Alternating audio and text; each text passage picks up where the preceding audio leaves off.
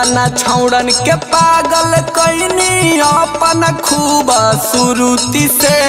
केतना छौड़न के पागल कैनी अपन खूब सुरुति से कि जोबाना झलकौ पुरुति से झापले ना फुरुति से। आगे जोबाना झलकौ पुरुति से झापले ना फुरुति से। केतना छौड़न के पागल कैनी अपन खूब सुरुति से।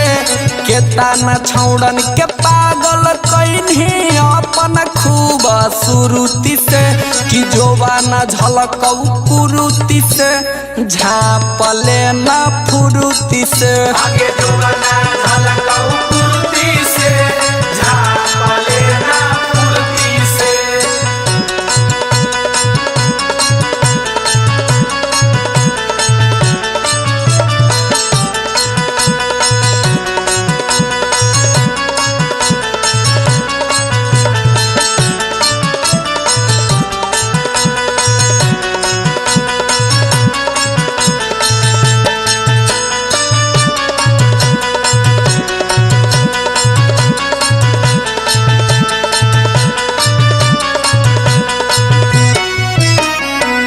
ऐसे देखैमी छौड़ी झापे वाला चीजावा गे। छौड़न सब कर दे तो नातीजावा गे। हे गे खा गई तो चोली वाला तीजावा गे।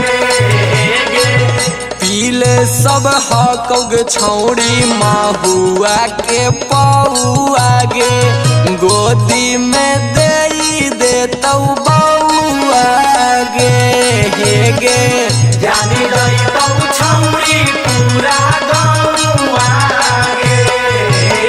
देखी दीवाना बुढ़ब हो तोहर तीना मूर्ति से। देखी दीवाना बुढ़ब हो तोहर तीना मूर्ति से कि जोवाना झलकौ कुरुति से झापले ना फुरुति से। आगे जोबाना झलकौ पुरुति से झापले ना फुरुति से।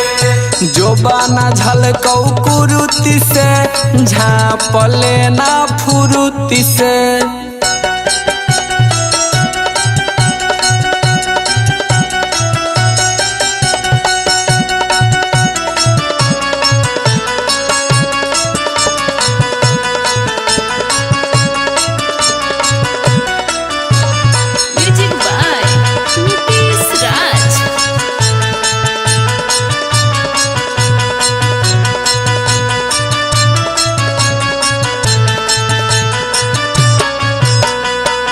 करमी जे अति छौड़ी जाना तौ जे पाती गे। आरती उतर तौ अगरबत्ती से। हे गे मारा दे तौ छौड़ी तोरा माती गे। यादव नीतीश कहौ बनी जो ना जाना गे। पिंटुओ के देखी डोलौ मान गे। हे गे खा गई तौ जोगा वाला धाना गे। दीपक दुलारा दहिया हुलकौ छतावा पर के भुरुकी से।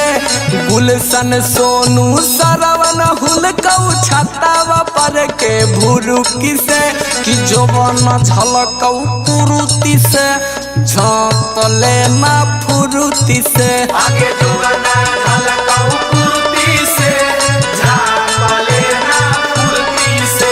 आगे जोबाना झलकौ पुरुति से झापले ना फुरुति से। आगे झाप लेगे बूची।